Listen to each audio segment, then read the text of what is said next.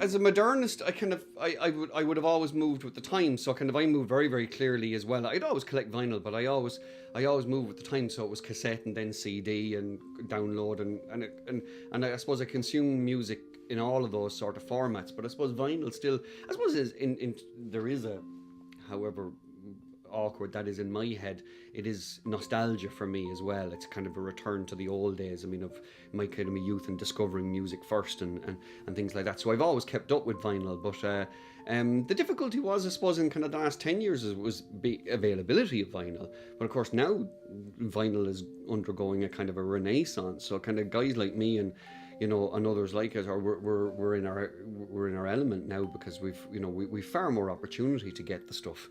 I mean, once upon a time you just weren't able to get vinyl. Now, as I say, over the last particularly 5 years in Ireland, vinyl has a huge resurgence.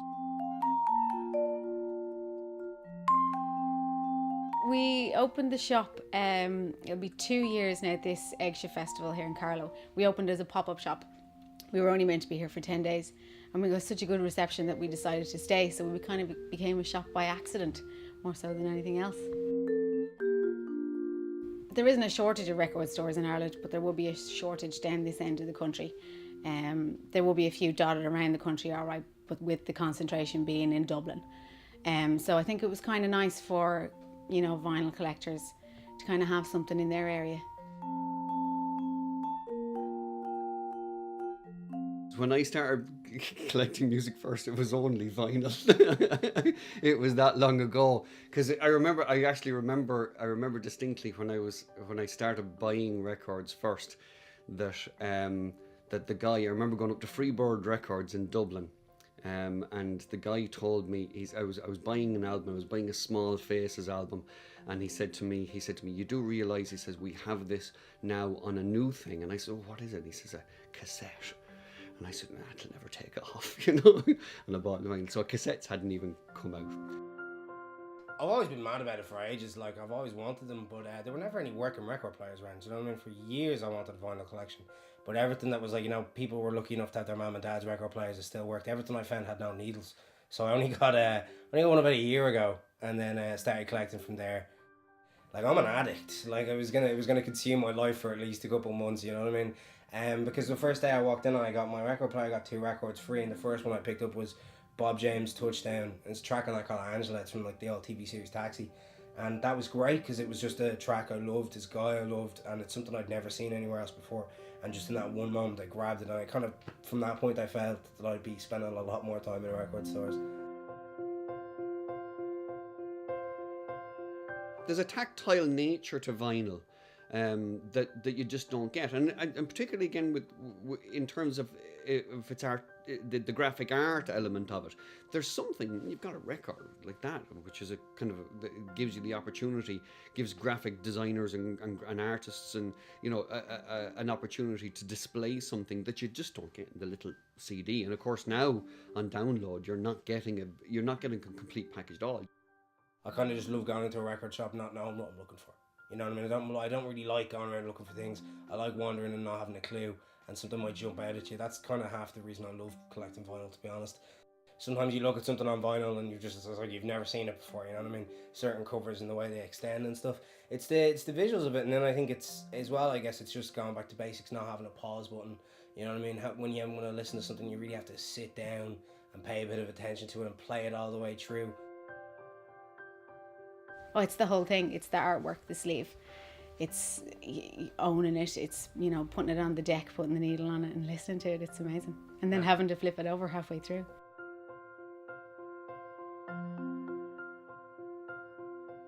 We'd have all age groups of people. We'd have folks in their 70s coming in, collecting vinyl, and telling you stories about the first record that they bought or the first 7-inch that they bought. You have the collectors that, started in the 80s, say, and never stopped. They've always had vinyl. They never turned over to the CD or the download. And then you'd have your DJs, and then you'd have the kids, the students coming in and getting their own records.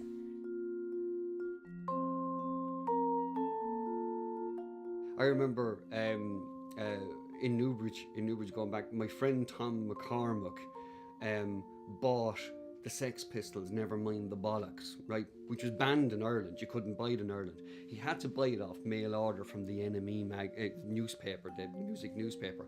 And he got it mail order in a plain brown wrapper. It was almost like music porn. But he had to send it to me mate Declan's house because he couldn't send it to his house. And I remember gathering round his house almost secretly.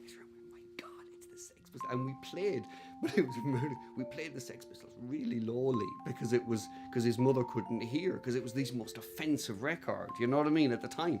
Now it's not offensive at all, but it's about the context of the time. But that's one of the things. I mean, Tom had to literally get that mail order, and it took like 5 weeks or something like that. And there was the anticipation. I remember sitting around at the end of the estate, you know, thinking maybe the album will come tomorrow. There was a sense of anticipation about it. The vinyl collection to me means, I don't know, just really getting to grips with what I like, you know what I mean, and sort of expanding certain parts of my music taste, you know what I mean. Like, I love jazz, but I never really know anything about jazz, so I started collecting vinyl. Like, I've got so many more jazz records now, and I know so much more about it. I'd love to basically build up that collection, make it massive, duplicate it, and then own a record store. Like, I'd love to have 2 collections identical and then sell the other one, you know what I mean, and just refill it. And I'd love to own a record store. I love that idea of high fidelity, you know, like sitting around a record store, being like a musical fascist, telling people, you know, what's good and what's not. Well, I had records before, but I suppose big time getting into it since we've opened the shop has kind of introduced me to an awful lot of genres that I wouldn't have listened to before. You know what I mean?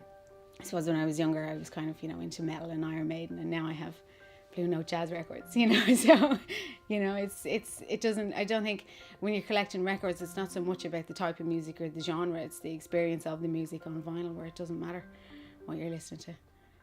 There's always been vinyl collectors, there's always been DJs that have used vinyl. I think it's kind of making a little bit of a resurgence at the moment among kind of maybe 17, 18, 19-year-olds, because they grew up in a house where their folks still listen to vinyl. So they are kind of getting back into it as well and appreciating the sound for what it is. What I find absolutely brilliant is the last 3 or 4 records that I bought are current artists that are now producing in vinyl where they never produced before. It would be a shame if vinyl was just something that, you know, you went back and, you know, because your parents, you know, had, you know, that's what I call music 86, and you had an 80s vibe on you or something like that, that you went back looking for Wham records or something like that because they couldn't be got elsewhere, and that it was only something that was stuck in the past. I think what it's really, really brilliant is that it's becoming now, again, it's just another way in which younger people actually can consume music.